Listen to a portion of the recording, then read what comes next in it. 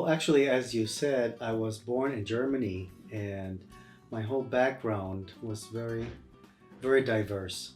So, of course, I was exposed from a very small and young age to many cultures and many ways of looking at life.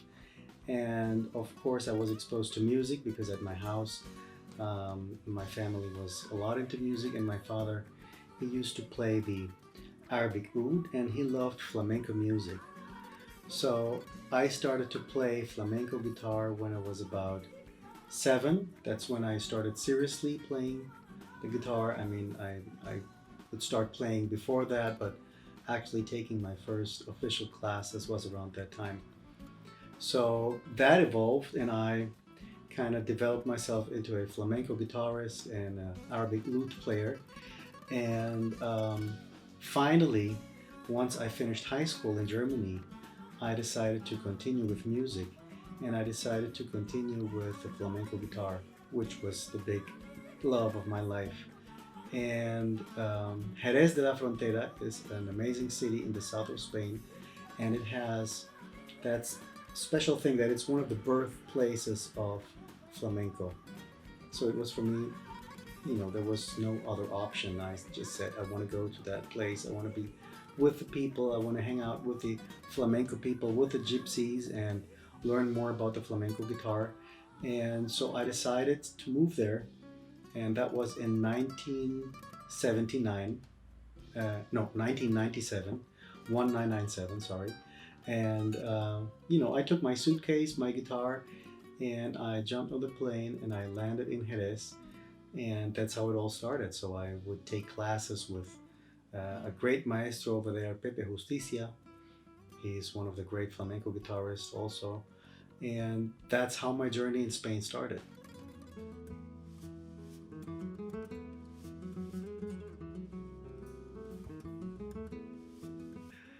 Well, I was born into a house where my dad would play the Arabic oud, and he was a lot of there was a lot of music going on, and he would love to listen to classical music, all the great classical composers.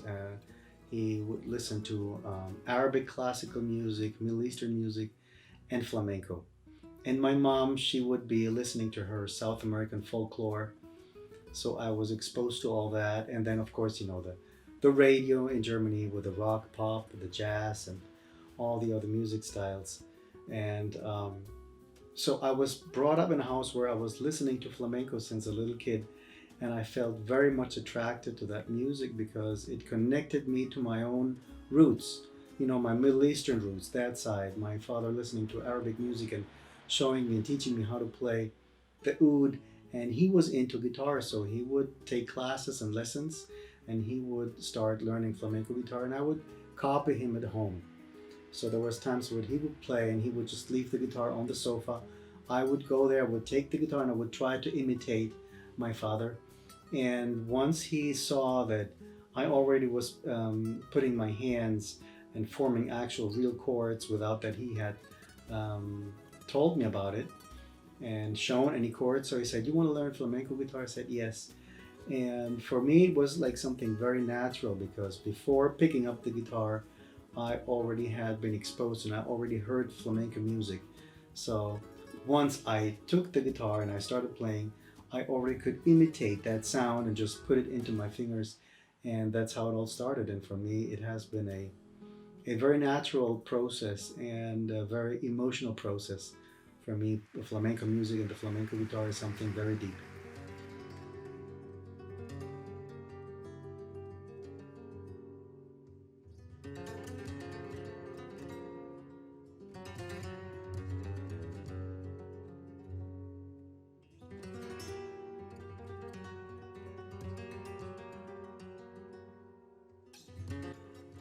I've been a fan of Hans's music and Hans's work, work of a lifetime. And I was always felt very much attracted to his music and to his way of composing. From all the movies I've seen and the soundtracks he had written for all those movies. And actually, it was like like one of my dreams to one day maybe get together and to get to meet him. And Basically, one day my management receives an email, and in that email it said, we're looking for Hans Zimmer. Hans Zimmer's looking for a guitar soloist to cover all the guitar parts for a new show, The World of Hans Zimmer.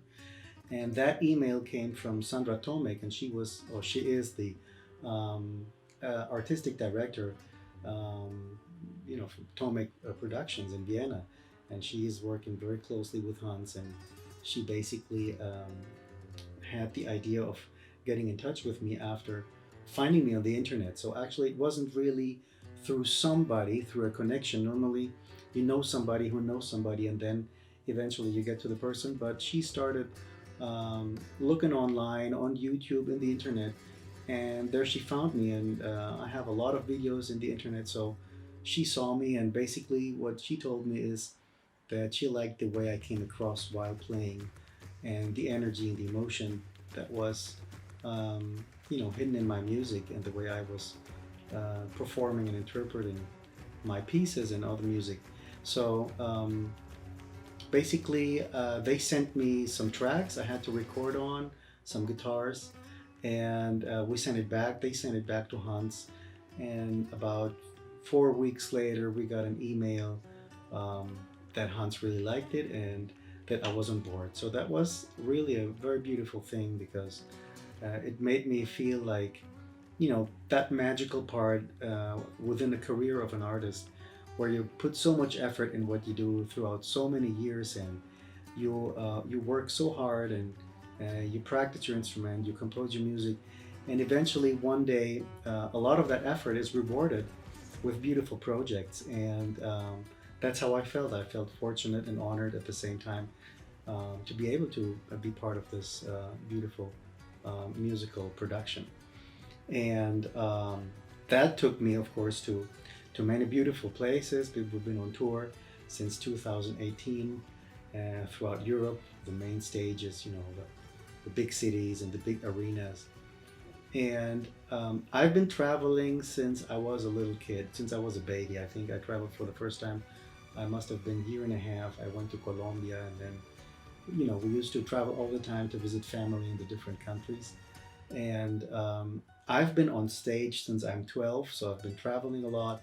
And since I've been a professional, I've been touring worldwide through so many places and so many countries. And so it's really it's a journey. It's a life journey. I mean, I always say that my suitcase is ready for whenever we have to go on tour, and it's something I really like doing.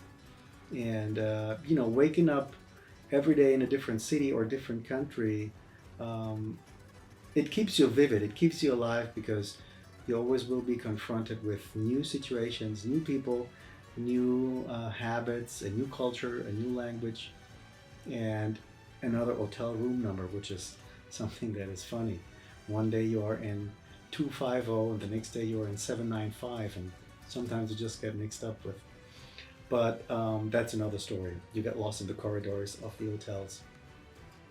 But yeah, and the whole process within that project was also very natural. Meeting all the other bandmates of the world of Hans Zimmer was just like, finding brothers of soul and sisters of soul. They're also amazing musicians, so amazing, beautiful people, and great artists on stage, great performers. And it's just like a family vibe going on. And I think people can really capture that from the outside when they see us play. There's something apart from the music that is convincing the audience as well.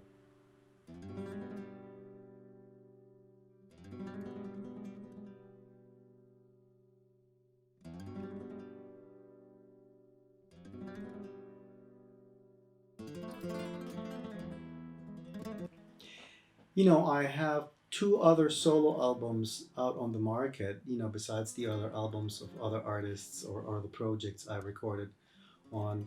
And so the third album was actually going back to my roots concerning Andalusia, because I've been visiting Andalusia since I was 8 years old.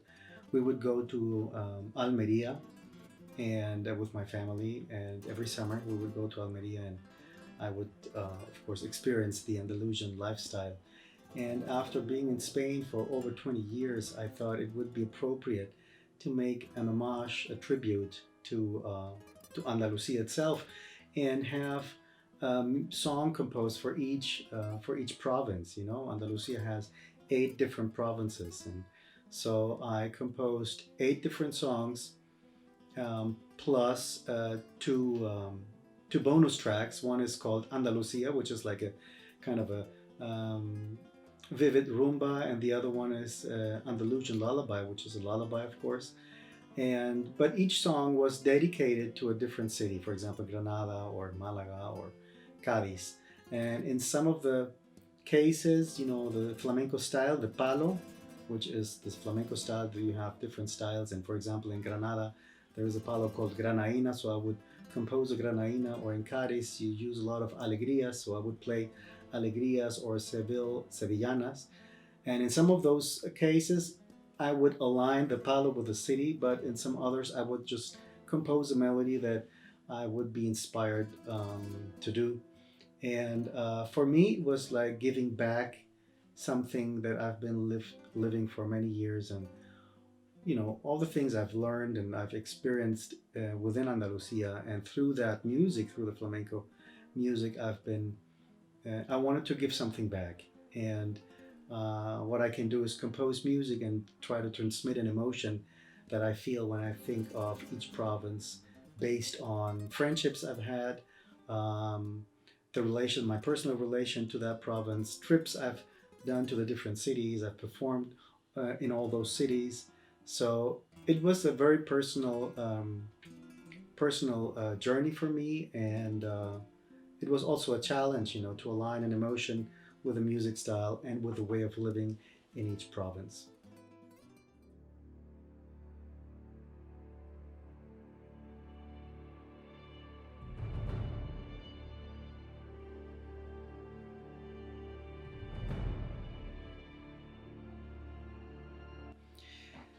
Well, you know, after working for a while in World of Hans Zimmer, my relationship with Hans, got to a point where when I was attending the NAM, actually that's how it started. I went to the NAM show, which is one of the greatest music shows and instrument shows uh, in near Los Angeles, Anaheim. And I said, you know, why not going and visit Hans's studio and see the whole place and meet the whole team. And so he was free. We could spend a beautiful afternoon at his studio. And basically, the first time he asked me to record something was at his studio, where we were talking about, you know, life and things. And then I just asked him, what are you working on? And, you know, there's this film. And wait a minute, I think I got a job for you. So he gave me a guitar that was made out of a dynamite box, and it had 5 strings. And he said, "Can you play that?" I'm like, "Yeah." "Can I tune it my way?" "Yeah, sure." So we went into the studio, and I recorded some tracks for a movie that the soundtrack ended up to be for the rhythm section with Jude Law, and that's how it started. So eventually, I would once in a while participate in recording some guitar tracks for some of his soundtracks. And so far it has been, you know, SpongeBob, Boss Baby, and now the James Bond.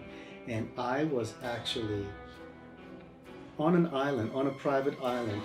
Guy Liberté, the founder of Cirque du Soleil, he invited me and many other musicians to be part of a project on his private island, where we would create music and compose music together for one of his latest projects. So I was on that island, and I got a phone call by Hans. "Where are you?" "Oh, I'm on this island in the South Pacific." "And what are you doing there?" "Well, this and that." And then, "Can you come to London? I have a film which I will be doing, and it would be great if you could record some guitar tracks." So I still didn't know what it was, and eventually would say, you know, it's the new Bond film, and there are some parts that would be fantastic. So I was thrilled, you know. I mean, I'm a James Bond lover. I mean, I love the whole James Bond legacy. And so it was really like an honor to be there. And this new James Bond film is, so much expectations by now. And basically, I had to fly out from Tahiti um, to London, and my journey to get to the studio was already, it was like a mission. So I felt a little bit Bond myself. I had to fly from Tahiti to Los Angeles, from Los Angeles to Paris, and since I wasn't going back to my hometown, Malaga, I had to fly to London. And but flights got canceled. There were storms on the Pacific Ocean. We couldn't fly, so it was all like a big action adventure movie almost. And so I finally get to Paris, and I have my boarding pass in my hand, and I wanted to board the plane. And the lady says, "No, you don't have a ticket. Your name is not shown on the list um, at the gate." I'm like, "That's impossible. You don't have a ticket." But I have to do a production, I have to be recording in the studio. And she's like, "I'm sorry." So I had to buy a new flight, and to make sure to get in time that day, to get in time to London. And once I arrived in London, everything went smooth. I went straight to the studio, to Hans' studio, and he was in a meeting with director Cary Fukunaga and his team, and everybody was they were discussing about certain musical aspects of the soundtrack, and they had some raw material on the screen about certain scenes. And so that was very interesting to be sitting there and to get a little bit a glimpse of what was happening behind the curtain, so to say, behind the scenes. And at least I could make myself make an idea. And basically, they showed me certain cues of the soundtrack where they wanted me to record some guitars, and that's what I did. I was sitting there, and I was enjoying this massive sound that I heard on the headphones, and I was imagining all that emotion and that depth going on in those action scenes and in those parts, because the music was really intense and deep at the same time. So it was great because I like really expressing emotionally with my instrument. And I recorded many different guitar tracks, which would be finally, used in different places of the soundtrack. And there was one moment I remember I just had to strum really hard and nice muted string rhythm. And that was really very percussive, and it just went very nice with the whole arrangement. So yeah, it was an amazing experience. It was like a mission, and I'm happy to say mission completed. Vámonos para la caleta.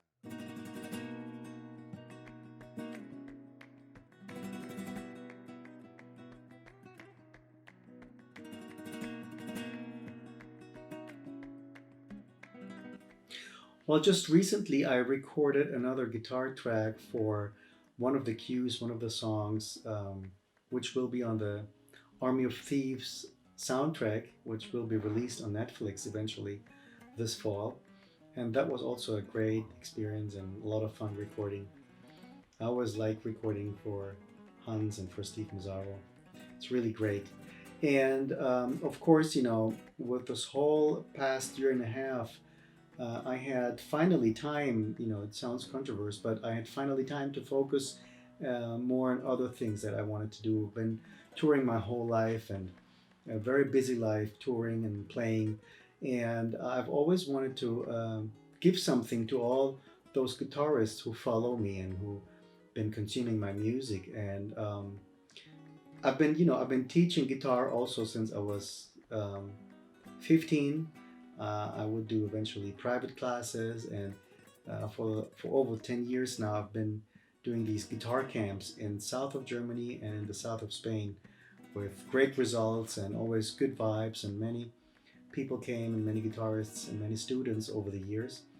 So I said, I really want to record something and prepare a guitar method, which would be the Amir flamenco guitar method. And I wanted to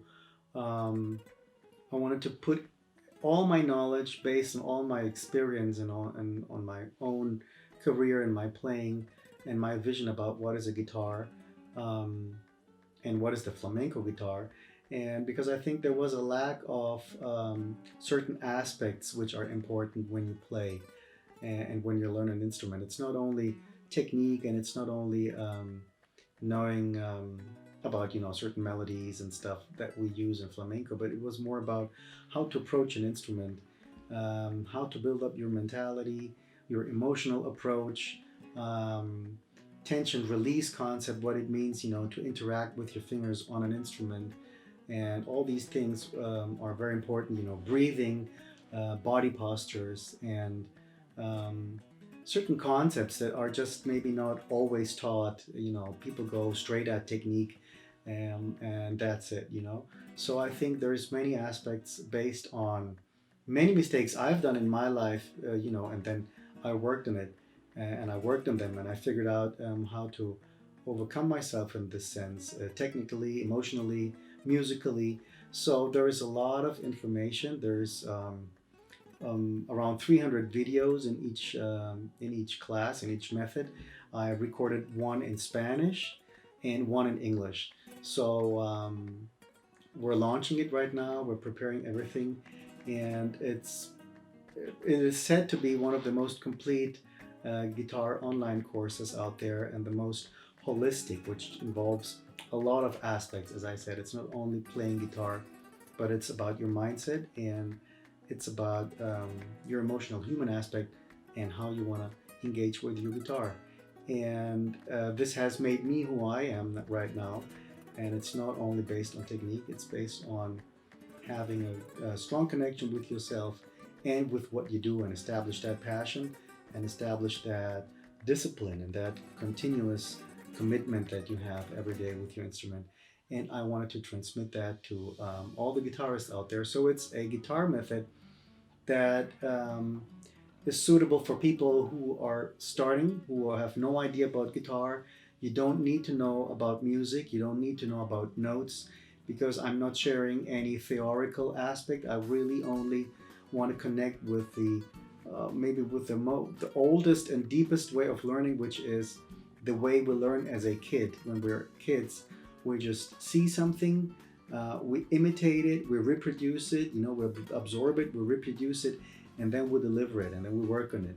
So it's really very interactive, and I always encourage people in each video, to do exactly as I do, and to copy as much as they can, and because I want them to connect with the guitar on a different level. If somebody wants to learn music theory, that's fine. There's many great teachers out there who can do that, and but I think for the flamenco guitar, it is very important to connect with a spirit, and they call it duende in Spanish. That duende basically is a state of emotion, a spiritual state in which you engage, where things start to flow and where you interact with the emotion.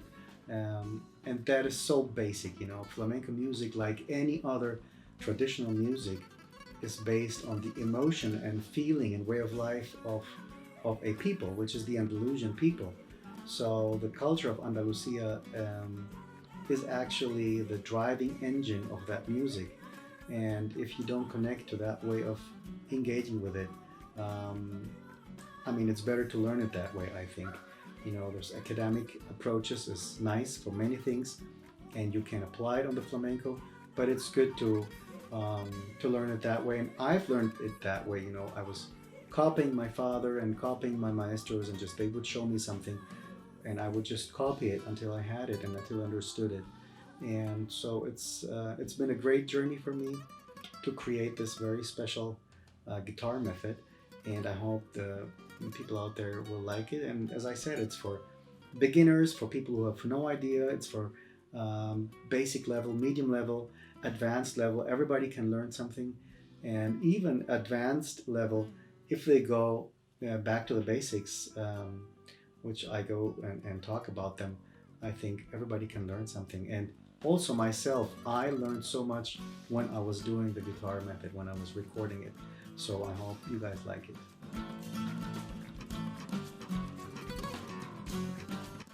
I also want to say a special thank you to Soundtrack Fest, to Gorka and Rafa. They feel like family. We've been sharing so many great moments when they came and accompanied us on the World of Hans Zimmer tour, backstage in the bus, and at some point, even Rafa, he was taking the pictures right from the stage, right in front of us, and these were very memorable um, moments. And they do such a great job in spreading the information and the word about soundtracks, film music, what is up to date. So make sure to follow them. I love to support them, and I really thank you. And I say bye to all the Soundtrack Fest family. See you soon.